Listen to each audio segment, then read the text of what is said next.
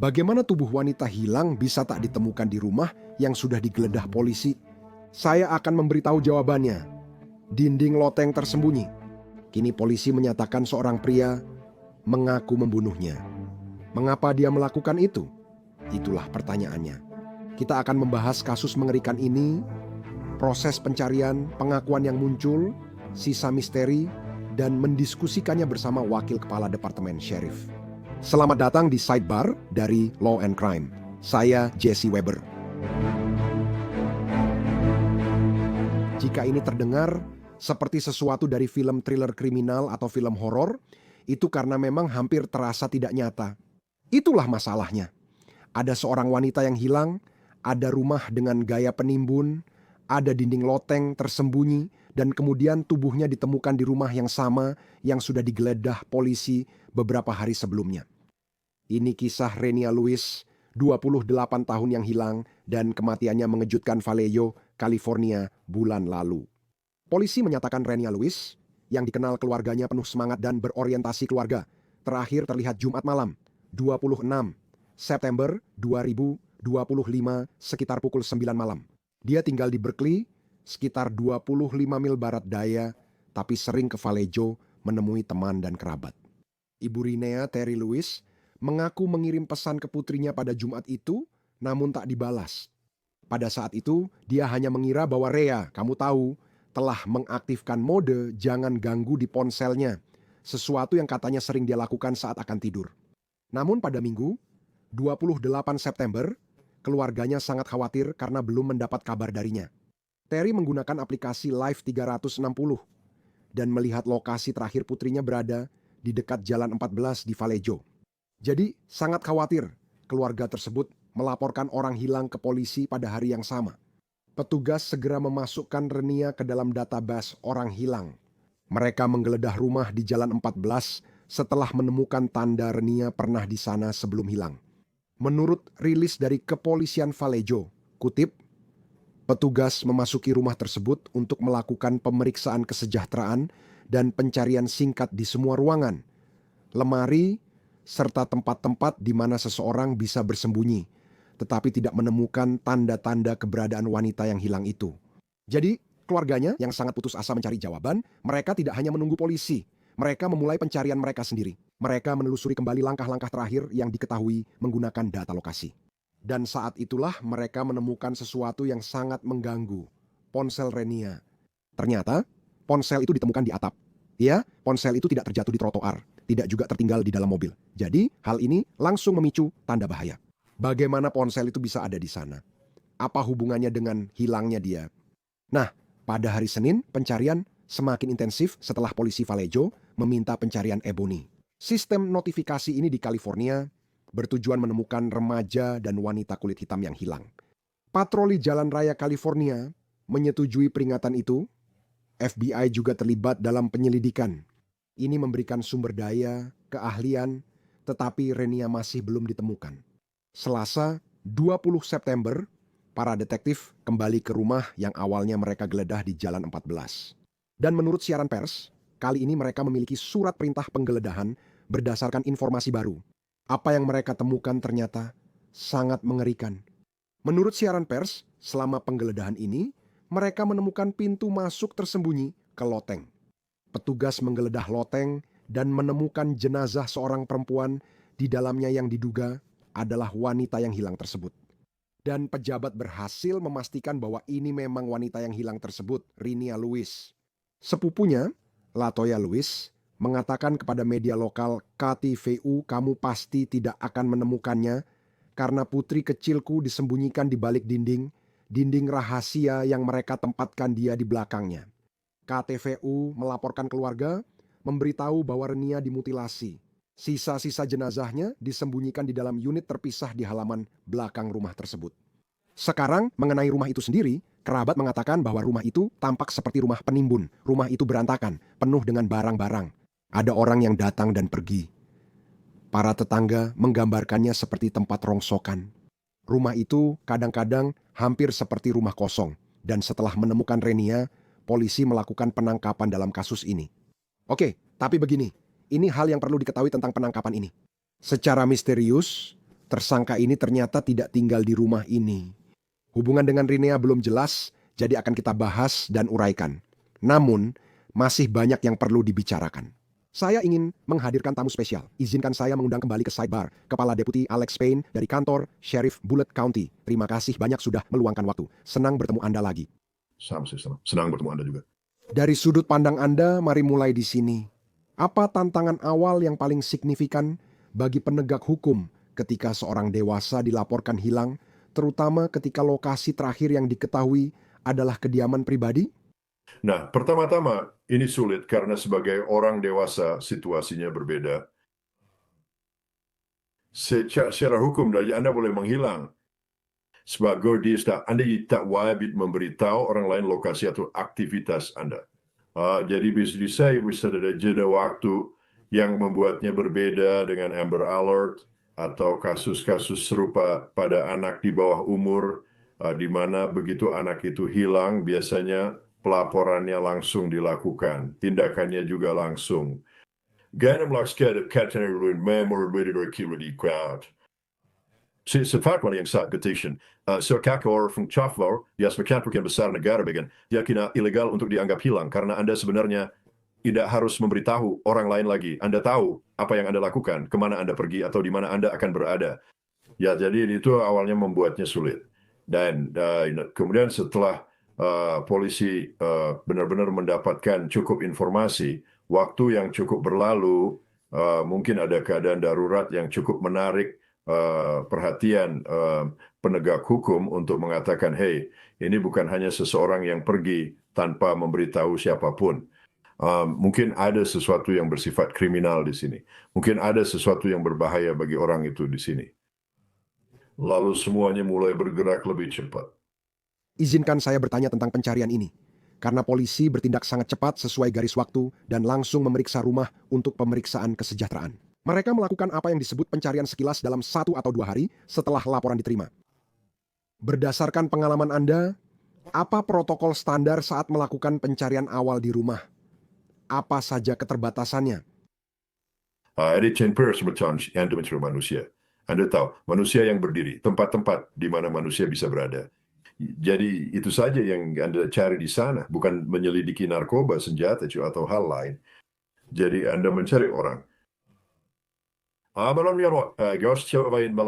Membuatnya sana dari Besul adalah cara mereka menggambarkan tempat tinggal tersebut sebagai tempat tinggal tipe penimbun.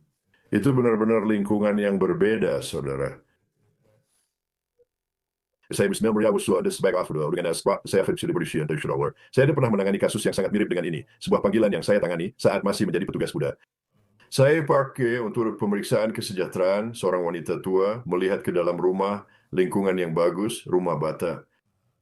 Jadwal dinar uzami dilihat siapapun dari depan, benar-benar tidak bisa melihat ke dalam, tapi saya memang memperhatikan ada banyak barang yang menumpuk di dalam. Saya akhirnya sampai di beberapa jendela dan melihat isi di dalamnya. Dan tempat ini benar-benar dipenuhi dengan sampah. Di sampah, bekerja bungkus makanan, kantong sampah, koran, hampir setinggi langit-langit. Dan jalur-jalur yang dibuat di antara tumpukan barang ini, di mana kamu benar-benar harus memiringkan badan dan berjalan menyamping untuk bisa lewat. Saya ke belakang rumah dan mengintip lewat jendela di pintu dapur. Saat itu pagi sekali, lalu kilatan sinar matahari menarik perhatian saya. Dan kilatan itu berasal dari sebuah cincin yang menempel di sebuah tangan. Tangan itu menjulur keluar dari tumpukan sampah. Dan saya berpikir, saya harus duduk dan melihatnya beberapa saat karena saya berpikir, apakah ini manekin? Apakah ini, dan akhirnya, apakah ini? Ya, itu benar-benar tangan asli. Singkatnya, saya memanggil pemadam kebakaran. Kami harus mendobrak masuk melewati semua sampah. Wanita ini sedang berjalan di jalur itu, terkena serangan jantung, lalu jatuh, dan hampir seluruh tubuhnya tertimbun sampah. Kami bisa dan pernah mencoba menemukannya sampai kami boleh membersihkan semua sampah itu dari sana. Kalau saja saya tidak melihat tangannya menjulur keluar dari tumpukan sampah. Jadi itulah lingkungan yang Anda hadapi ketika orang-orang menyebut rumah penimbun atau lingkungan penimbun. Itu mengerikan. Itu memang mengerikan tapi menyoroti poin penting di kasus ini. Polisi menggeledah rumahnya. Ternyata mereka tidak menemukan apa-apa. Beberapa hari kemudian, dengan surat perintah, mereka menemukan jenazah Renia di loteng tersembunyi. Kau tahu, saat kau membicarakan ini, jadi dengan kata lain, kau tidak terkejut dengan detail itu. Bahkan jika kau memiliki petugas yang berpengalaman dan terlatih memeriksa rumah seperti ini, masih mungkin mereka melewatkan, kau tahu, pintu masuk ke loteng atau detail lainnya. Ini bukan hal yang jarang terjadi. Oh, tidak. Maksudku kamu sudah. Ini adalah lingkungan yang benar-benar total. 180 derajat dari manusia normal yang berjalan di sini. Mungkin di lingkungan tempat mereka tinggal. Dan percayalah, ini yang terburuk. Jika kamu akan mencari sesuatu, melakukan pencarian, itu adalah lingkungan terburuk yang bisa kamu temukan untuk mencari apapun. Bayangkan, ayah kamu di pergangan tanpa terbangan di sampah besar dan ibarat cariin seperti atau senior barang kecil. Inilah tempatnya. Kamu tahu, inilah areamu. Dan kamu melihat tumpukan sampah yang sangat besar ini. Ya, jadi semua sampah itu bisa menyembunyikan pintu masuk loteng. Mereka bisa menyembunyikan pintu lemari. Mereka bisa menyembunyikan. Ini benar-benar pekerjaan besar. Dan satu hal lagi, dan saya tidak mengatakan ini untuk tidak peduli atau bersikap sopan, tapi sebuah mayat tubuh yang membusuk, baunya benar-benar mengerikan, dan bau itu tuh bahkan yang bisa sedikit tersamarkan di lingkungan seperti itu. Jadi ketika kamu mendengar sepupunya mengatakan bahwa Renia, kutip, disembunyikan di balik dinding, dinding rahasia, tempat mereka menaruhnya. Kamu bicara tentang bau itu. Kamu bicara tentang penyembunyian. Apakah itu menyiratkan maksudku? Sepertinya itu menyiratkan adanya penyembunyian yang disengaja oleh seseorang. Tapi ketika kamu bicara tentang pencarian awal yang bersih di rumah itu, lalu kamu menemukan mayat di ruang tersembunyi ini. Apakah itu lebih mengarah kuat kepada pelaku yang ada di sana saat pencarian pertama secara aktif menipu orang lain? Sekali lagi, tersembunyi di balik dinding itu sangat signifikan. Ya, bisa aja. Maksudku, jelas itu menunjukkan Shirina pada aku bahwa ada upaya ekstra. Kamu tahu, untuk benar-benar menyembunyikan korban malang ini. Dan ya maksudku, orang-orang yang melakukan hal seperti ini, kamu tahu maksudku itu, kau tuh tahu kalau kita sudah pernah membicarakan ini sebelumnya, mereka memang jahat, mereka akan melakukan apa saja untuk menyembunyikan, bukti dalam kejahatan seperti ini. Jadi itu tidak mengejutkanku.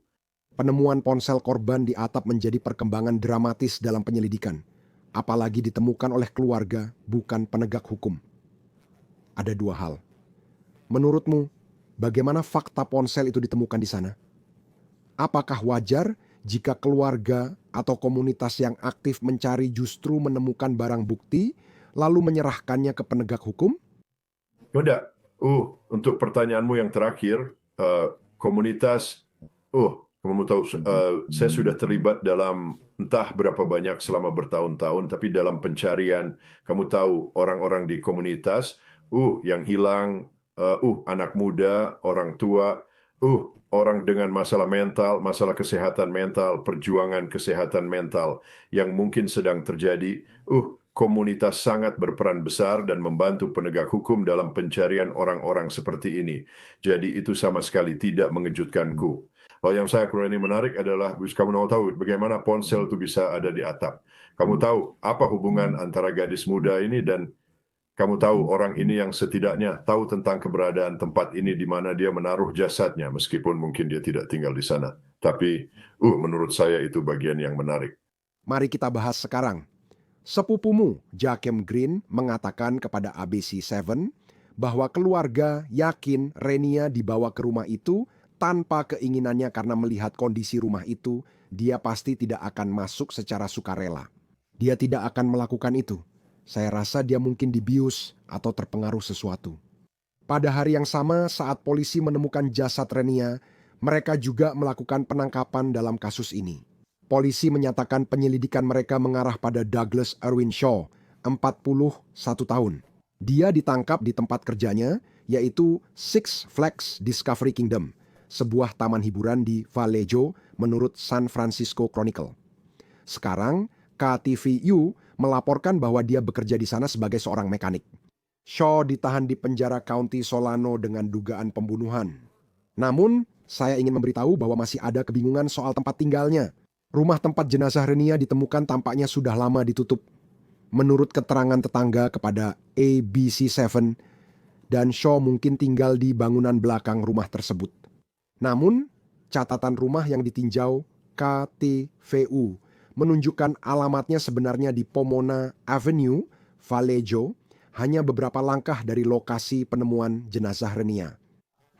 Bagaimana pendapatmu tentang itu? Penangkapan Douglas Shaw pada hari yang sama saat jenazah ditemukan? Ada pertanyaan tentang di mana dia tinggal? Itu saja sudah aneh sejak awal. Ya, jelas penegak hukum punya bukti yang cukup kuat tentang hubungan yang cukup erat antara korban dan tersangka. Nah, apa itu? Saya tidak tahu, tapi jelas sepertinya mereka tidak butuh waktu lama untuk menyatukan dua dan dua dalam kasus ini. Menurutmu dia diawasi? Mereka menangkapnya di tempat kerja tanpa insiden? Menurutmu mereka sudah melacaknya? Bisa bercerita situ cara kemungkinan ya, tapi yang kita kembali tekankan ini adalah apa yang awalnya menghubungkan penegak hukum dengan orang ini. Nah, apakah orang ini punya pengetahuan tentang lingkungan ini? Sepertinya karena rumah ini mungkin dekat dengan tempat dia dibesarkan, itu bisa jadi pengetahuan umum di lingkungan sekitar bahwa ada rumah tua yang kumuh atau semacamnya, atau mungkin dia tinggal di gudang belakang. Dia hanya mencari tempat yang nyaman untuk membuang barang bukti dari apa yang telah dia lakukan, dan dia memilih menurutnya tempat terbaik yang akan membuat penegak hukum paling sulit menemukannya.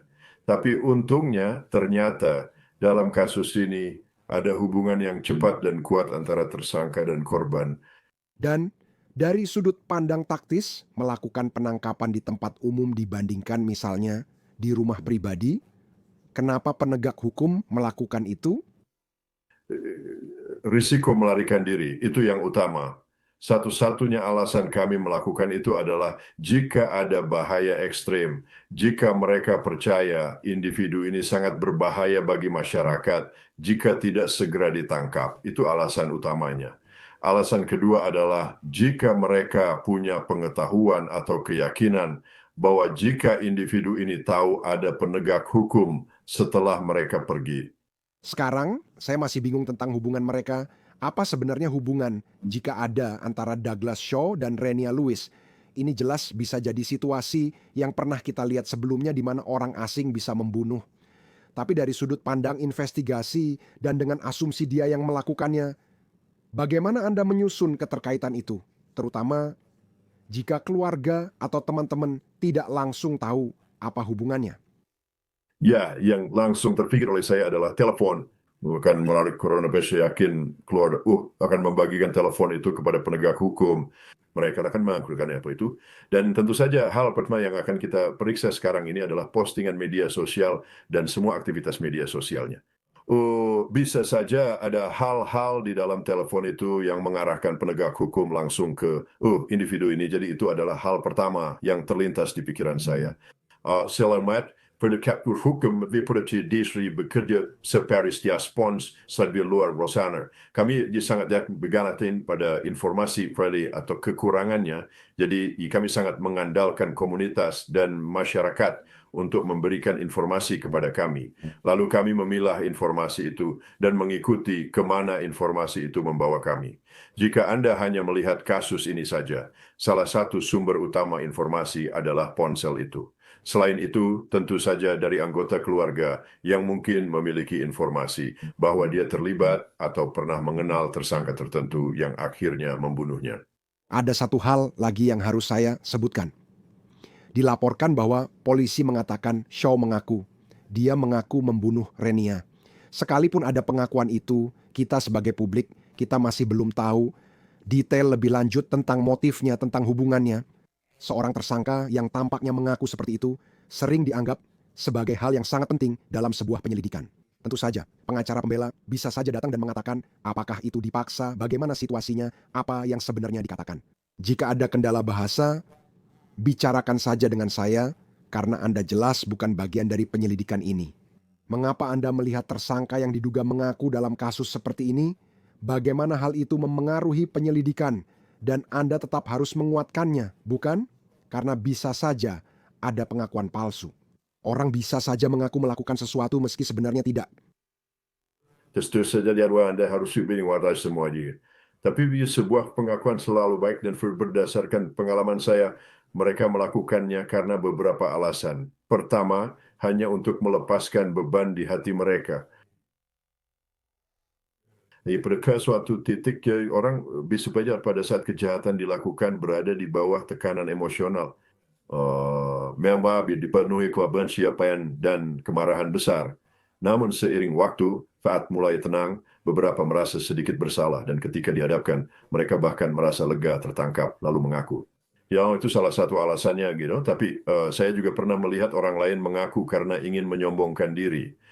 Jadi ada sisi lain dari spektrum itu. Ada berbagai alasan, tapi terlepas dari alasannya, ketika informasi itu keluar dari mulut tersangka, tugas penegak hukum adalah membuktikannya. Kami harus membuktikan atau membantah pengakuan tersebut. Sekarang Wakil Kepala Pain, ada hal lain yang ingin saya bicarakan dengan Anda. Ini cukup mengganggu karena tampaknya pembunuhan ini menandai kasus pembunuhan ke-14 di tahun 2025 hanya di Vallejo saja. Jadi dari sudut pandang pimpinan, apa arti angka itu bagi Anda? Jelas sih kalau dan kegeraman training perburuan sedang meningkat. Bukan sesuatu yang ingin Anda lihat, tapi sayangnya ini adalah masalah yang dihadapi banyak kota di seluruh negeri ini.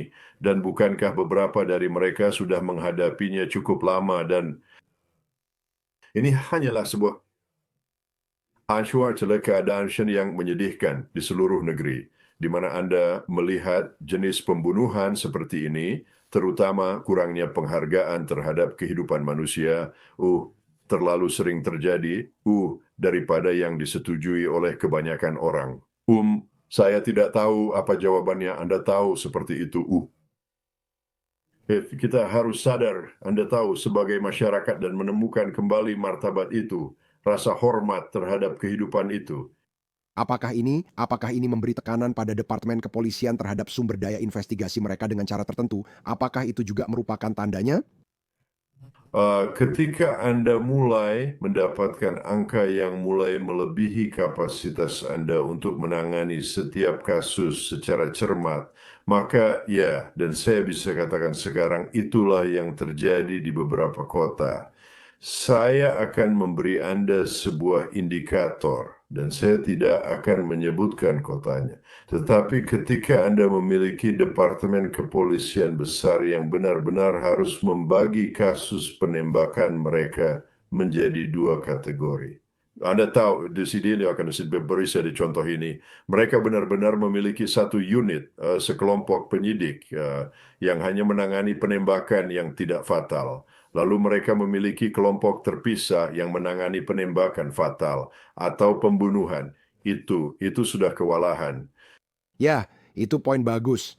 Sekarang, pada hari Kamis, Shaw didakwa di pengadilan atas pembunuhan. KRON 4 meninjau dokumen dakwaan yang dilaporkan menunjukkan bahwa Shaw mengatakan dia membunuh Renia dengan pisau.